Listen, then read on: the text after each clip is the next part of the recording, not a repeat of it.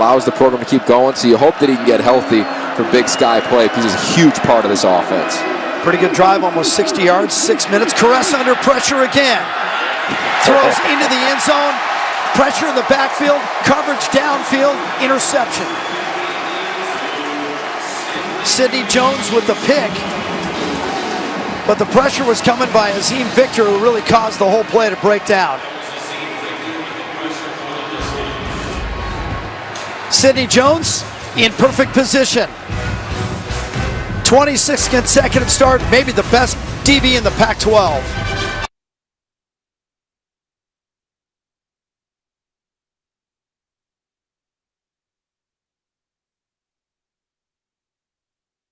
Well, all layers of the defense have to work correctly to have success. That's Azim Victor, the linebacker. Watch the pressure on Portland State's Alex Caressa. Force him to get rid of the ball early. Then, of course, Sidney Jones on the back end. Keep in mind, in high school, he's a wideout, he's a running back, he was a DB, return kicks, dynamic athlete, makes it look easy right there with the pick. Azim Victor, leading tackler for Washington this year. John Ross finally gets loose in the open field. Flag back at the 20. Holding, offense number 60, 10-yard penalty, replay first down. Gonna get Shane Brostek, senior left guard, and wipe it all out. Well, regardless, it's great to see John Ross back on the field and running freely like that. Guy with a serious knee injury, took 16 months to get back. He was so anxious for it. He actually had a countdown clock on his phone. So every time he turned on his phone, and how many times do we do that every day, he saw that clock counting down to the kickoff for this year. First and 20 to start the drive. Klatcher gets hit immediately. McNichols, leading tackler for Portland State, on the hit. John Ross, he's got 5 plays in his career for touchdowns, over 90 yards. He's already broken the UW record he's so for kick returns for scores. When he comes in playing wide out, then he goes to play DB, then he gets injured, now he's full-time a wide receiver. You hope he's all right. You know, sometimes these guys can get nicked up continually as you're coming back from injuries. Back out on the field. 2 touchdowns against Idaho, a 92-yard kickoff return against Rutgers. There was an article in the Seattle Times talking about how he dreamed during those 16 months that he would come back and the first time he touched on a kickoff, he'd score. Well, Chris Peterson always defers the opening kickoff, so he didn't get that chance. But later on, he got his first kickoff and took it to the house. Took it to the house. And to me, he reminds me of Rocket Ishmael. You know, really? you look at Peter Wark. Those types of guys who are, whenever they're on the field, they're so much faster. They're so much more explosive. They just scare you. You have to have eyes on him. And in this offense that loves the run-pass option, it's big advantage for number 1. They're down at 16. They need to get to the 30. Pressure coming. Browning goes over the middle to Ross. Flag again. Ross turns the corner. He's out at the 25, so it's short of the first down. And you would think that this penalty would be against Washington, just based on where it was, right at the line of scrimmage.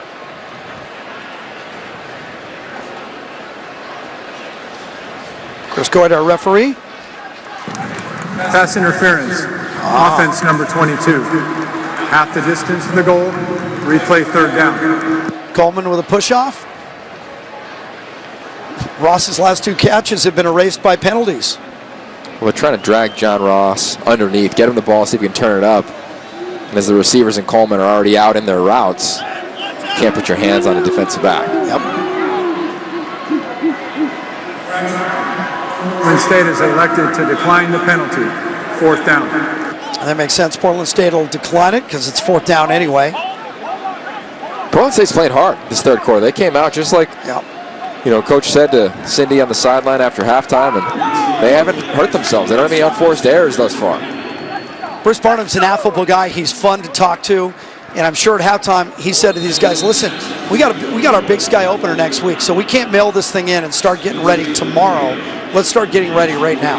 No doubt. And we had a chance to meet with him over the summer. And his philosophy is create turnovers, protect the ball, pay attention to the details, and attack on defense. And they've been doing that thus far in the third quarter at least. Josh Kraft is back. Pressure coming. Almost got to it. Cortez Manning was a step late, or he'd get both paws on that thing. Gray clouds over the Emerald City. It's fall in the Northwest. Fantastic, and he was part of that Oregon State team, went to the Fiesta Bowl and just hammered Notre Dame. That's when Oregon State jumped on the national map. That kid's got a creative mind. Caressa going deep. Deepest throw all day long. Incomplete. No pick.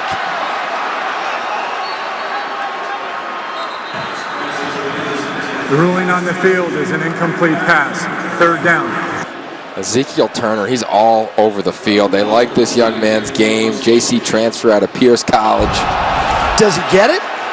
Show me where it hits the ground, right? Wow. It's still in the air. Look at that. Still in the air. That's a 12 best. Come on now.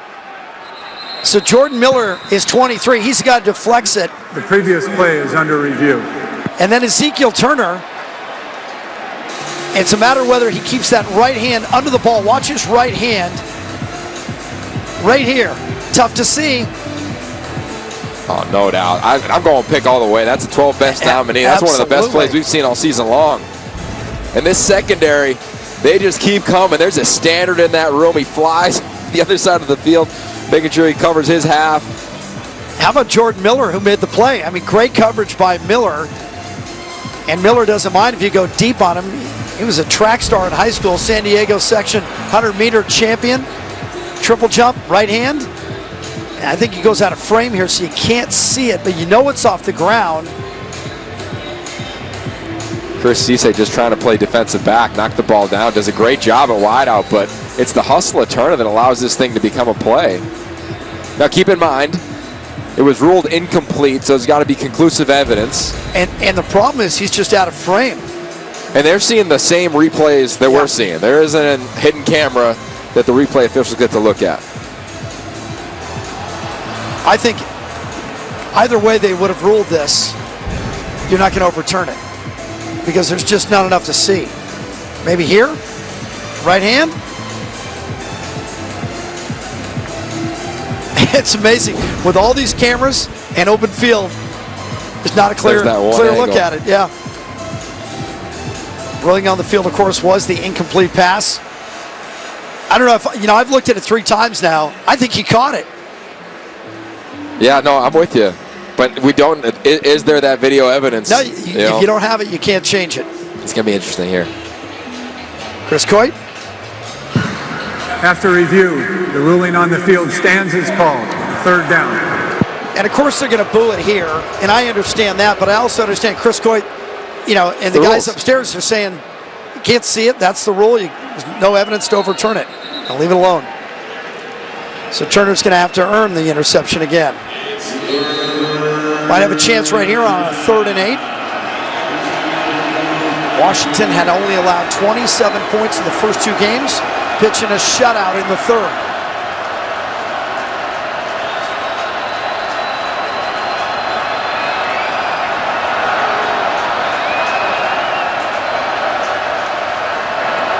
Crowd demanding defense. Pressure coming off the edge. Caressa, they needed to get to the 40. It's caught. It depends where they mark the knee. Just short. It should be 4th down and about a half a yard. This is an incredible job by Alex Caressa. I mean, there wasn't just pressure. It was straight heat coming off the edge. You see 36, Azim Victor. Get away from one, get away from him. And deals. They're going to go. It's 4th and 1.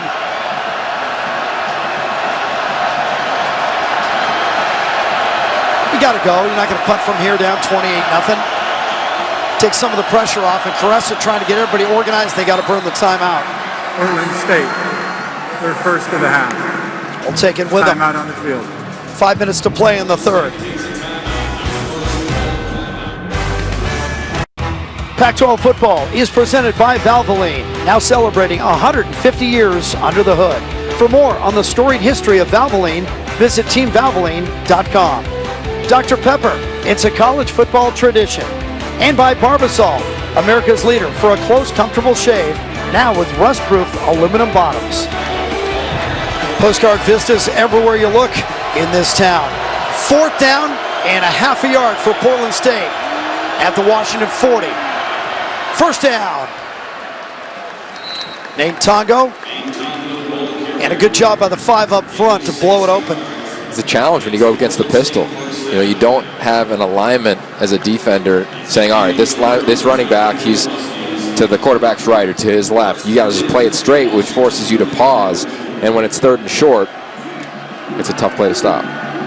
Tongo's been Portland State's leading rusher this year. He also came up with a big play against San Jose State on a fake punt as Floyd gets about 3 up the middle. Threw it to Maximo Espethia for 43 yards. Bruce Barnum brought out 3 fake plays last week against San Jose State. And why not? Yeah, I wouldn't be surprised here. A little trickeration, but they're having some success. Look, if you're going to put them in the book and you're going to practice them, I think you got to run them in games. Keeps it fun for the guys and keeps them focused so when you really need it, they're ready to go on it. Can't just do them in practice. 2nd 7. Caressa has space. If he keeps it, he's going to get to the stick for a 1st down and out of bounds untouched. He's pretty sturdy and he's pretty speedy as well. Let's go down to Cindy. Hey fellas, the wind has really died down here in the 3rd quarter. The flag virtually still at the lake end of the end zone there. And as a result, Portland State getting a lot more comfortable looking to throw when available. Yeah, and it's kept all the rain clouds away. They never did drift over the city. We had some rain last night and early this morning. But now it's just a typical fall day in Seattle. Nothing up the middle. Zach Floyd give him a yard. What's most impressive is the starting center isn't playing. Yeah, Cam Kaiser went off, got rolled up on earlier and hasn't come back. Chad Bach, the right guard, taking over all the commands up front.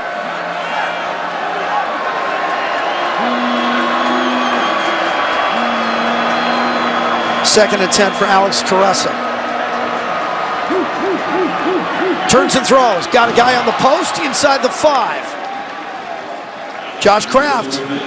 I figured we were going to see Kraft all day long. Nothing in the 1st half. Now he's starting to pop up here in the 2nd half. Well, it was such a lopsided start to this game. That's a perfect throw by Caressa. It's a seam throw. They teach you in the red zone to get the ball up and down, up over the linebackers and down over the linebackers as quickly as possible. Not an easy throw to make. Absolute dime to Kraft.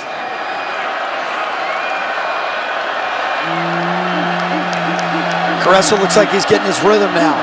This is the 3rd time Portland State has put together a good drive. The other 2 ended on turnovers. And Floyd got jammed. It's going to be a loss. Back near the 7-yard line, and there he is again. Greg Gaines is so big you can see him from space. He is just wide. He's going to take up a lot of space. But look, he's quick. We've seen him get into the backfield. He's not just standing guys up at the line. Yeah, he says that Danny Shelton, he remembers him, the 1st-round draft pick to the Browns, said he taught him everything he knew. Really had a big role last year, continued to evolve. An awesome offseason. One of the better athletes on the defensive front in the entire Pac-12 conference. He had a huge game against Utah last year, 10 tackles. Cool. It goes again. Give him another one. Look at how quick he is. I mean, he just shot that gap, got into the feet of the ball carrier, and spilled it. Well, look, I mean, we just talked about Cam Kaiser, the captain, starting center, not being there. Well, this is a hard guy to block, and they try to do a decent job. Tyshawn Mosley's there, the left guard. Gaines just tosses him to the side and makes the play. He didn't so much as tackle the ball carrier, he just kind of pushed him down with one hand. 10 plays, 41 yards on the drive, but it's 3rd and goal. I'd go up top. Timeout. Portland State from the bench called that timeout. Didn't like the setup. And I think Bruce Barnum really wants to get on the board here. Let's go to San Francisco and an update. All right, Jim, time for a Gatorade game break. And with SC trailing Stanford 17-3, it's Ronald Jones plunging into the end zone, his first rushing touchdown of the season. And right now, Cardinals still on top. It's now a 20-10 count. Thinking about you and I talked about that game yesterday.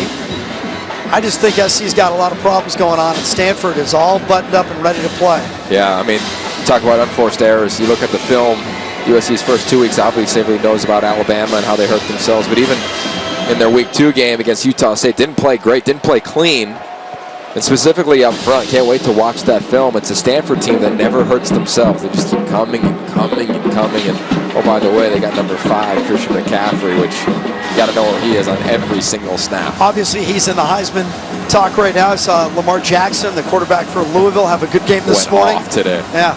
So probably over the last 15 minutes of this one, I'm going to ask you for some other names on the national scene, but certainly within the conference. McCaffrey, big name coming in and has produced already. I'm looking up top. They got a tight end, Aspithia. You go to 88 again. Got 5 guys on 3rd and goal, and remember, Caressa can tuck it and go.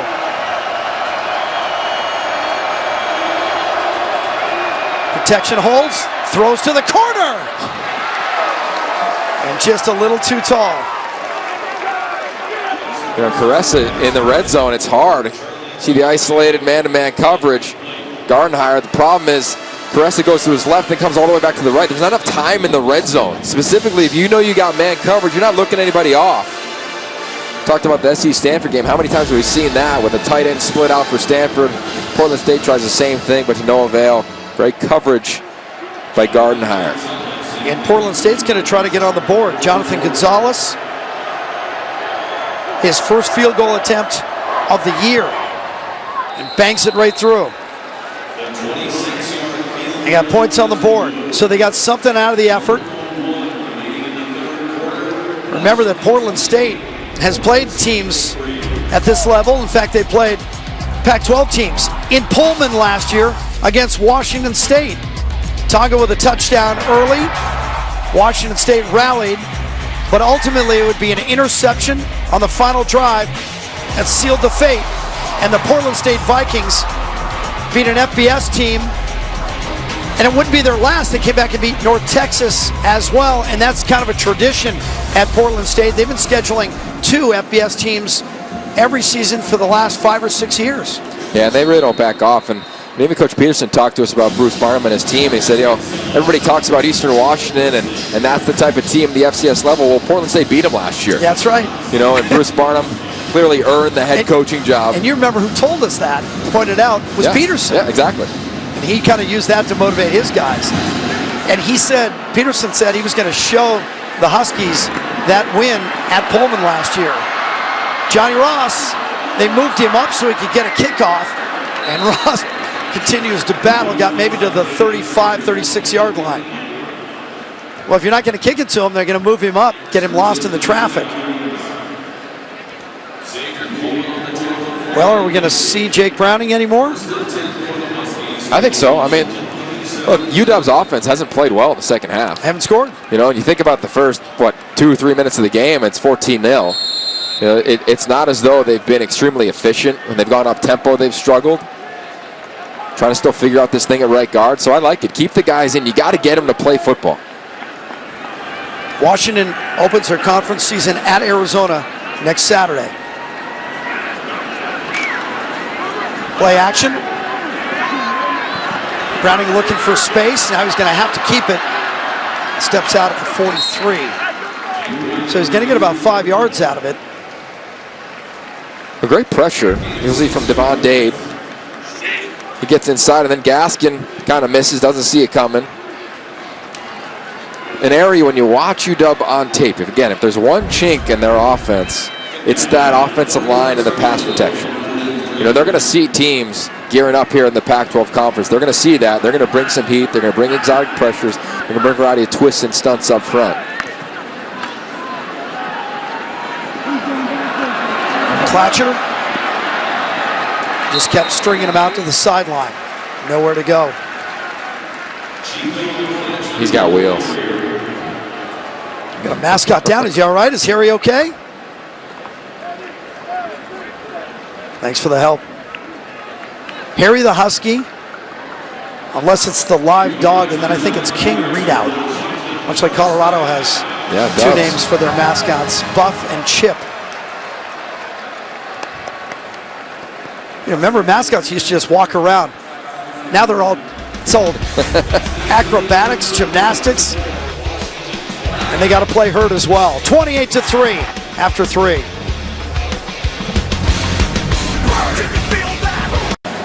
The BRP game summary. Jake Browning has been good. 3 touchdowns. Chico McClatcher scored the first touchdown of the game, added 1 in the second quarter, but for Portland State, it's the same problem they had at San Jose State last week. They have 10 turnovers now in their last 2 games. Yeah, and that's an issue. Regardless if you're playing in the Big Sky, you're playing non-conference games, you can't do that. And I think the issue for UW, only 24 yards of total offense in the third quarter. The starters have been in.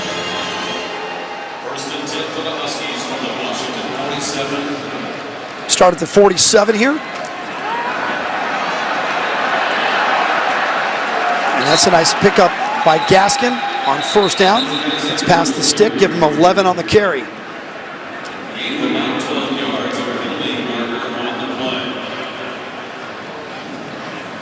Gaskin had 43 yards in the first half on 9 carries. Personal foul, illegal block below the waist, offense number 52, 15-yard penalty, replay first down. So maybe that's why it was open on that side. Washington came into this game averaging 109 yards on the ground. They had 109 yards in the first half. You'll see the left guard, Jake Eldenkamp. It's going to be here. He's going to throw. He's going to throw the body at the thigh. You can't do that. And behind the play, too. Yeah. No need. So instead of a first down and 10 way upfield, it's 1st and 25 at your own 39-yard line. Browning looking over the middle all day. Fuller. It's a great job, Jake Browning. First off, there's motion to his left. Look at his eyes all the way to his left. Then comes right back, patient. The window opens up wide open, easy read. But again, that's the discipline of the eyes of Jake Browning. He's kind of always been there, honestly, Jim. You go back and watch him last year. He was always able to process and understand how to move and manipulate defenders. But this year, he's so much calmer when he does that. And that, to me, is why he can become surgical in the Pac-12 conference in the passing game.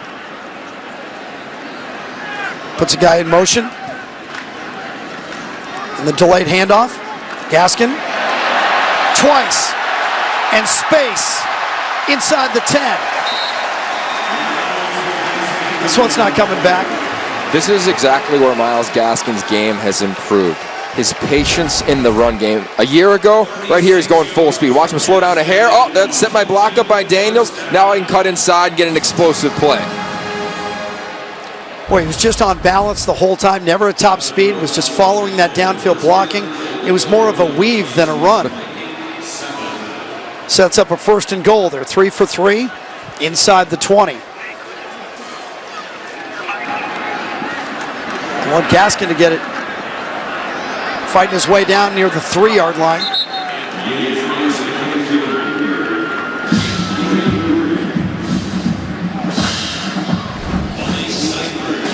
Gaskin last year, we told you the freshman records both for touchdowns and rushing yards. It was at the end of the season where he really got hot. He had the 800-yard games, but including the last 4. Against Idaho, 67 yards last week, 57 against Rutgers in the season opener. So you figured tonight they wanted him to go over 100 and the team to go over 2.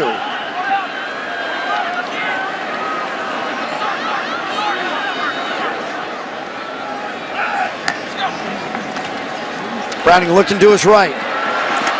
Gaskin, touchdown. They seemed determined to get it to number 9 for 6, didn't they?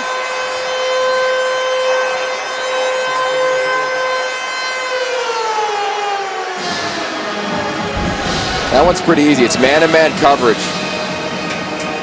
See Myles Gaskin, man-to-man coverage against Sam Bodine, the linebacker, 36. It's an easy read, it's an easy throw, and the athlete in himself, Myles Gaskin, does the rest. You get Gaskin out in the open field against a Will linebacker, you like your chances? I like all these players. Yeah. That's why they're so talented. So many athletes in space. Advantage UW. They finally get going here in the second half with Myles Gaskin.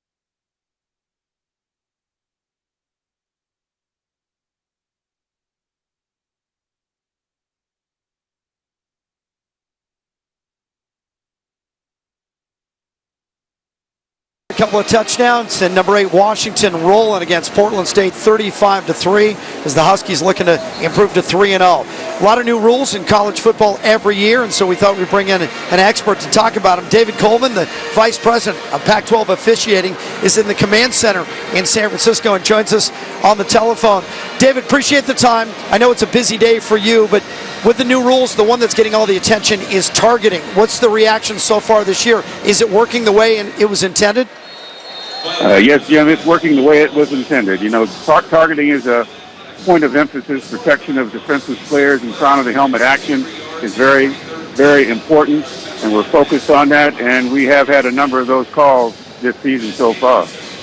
You know, David, UW fans, they've been watching this game all evening long, and we saw the potential interception by Ezekiel Turner. It looked as though, or it was called incomplete, wondering what the process was from the official standpoint to not overturn that. Well, because it could not be confirmed immediately by instant replay, and we look at all the turnovers, it went to review, play was stopped, but there was not an angle that gave us a full look at what was happening there with respect to the defender who was attempting to intercept the pass. So since we did not have that irrefutable visual evidence, we had to stay with the call on the field of incomplete. And then how about another one we've seen all across the country, really, the rubbing and the picking. You know, we see a lot of man-to-man coverage. We've seen it tonight. What are the officials looking for when they see that man coverage and they see a slant by one receiver? We saw it here early on in the first drive by UW. It was actually a touchdown to Chico McClatcher. What is the letter of the law and where their eyes are going? Okay, their eyes are going to that. If we're talking about offensive pass interference possibilities, they're looking at that player who is coming into contact or close to contact with the defender, and to see if in fact he is going into to make a block that is going to release his teammate to be able to be free and make a catch. That's something that we have to be vigilant for, especially on passes down the field. 2nd down and 8 here as Portland State still trying to get on the board. He might have stayed on his feet. Mitchell Thompson spun out of the first tackle, and they'll count that. Still going to bring up a 3rd down and a healthy 3 or 4. David, let me ask you, because when I watch a game at home, it's still difficult for me to sit there as a fan and watch it. I watch the TV production. I listen to the announcers. When you watch a game, because that's what you do for a living, can you ever watch it as a fan? Can you enjoy football like the rest of the world? I enjoy football, but I enjoy watching football from an officiating perspective. You can't stop yourself, can you? No, I can't. I can't do it. It doesn't matter what game I'm watching. I'm always watching the officials. Do you find yourself yelling at the screen like I do? Sometimes, if they do something I don't like, I'm going to yell at them. They won't hear me, but they'll hear about it afterwards. Caresses run out of bounds to bring up a 4th down. David, thank you for the time. We really appreciate it. Keep up the great work. Thank you. You're welcome. David Coleman, guys. Take care. Vice President of Pac-12 officiating. He's at the command center in San Francisco, and we're going to hear from him during the year.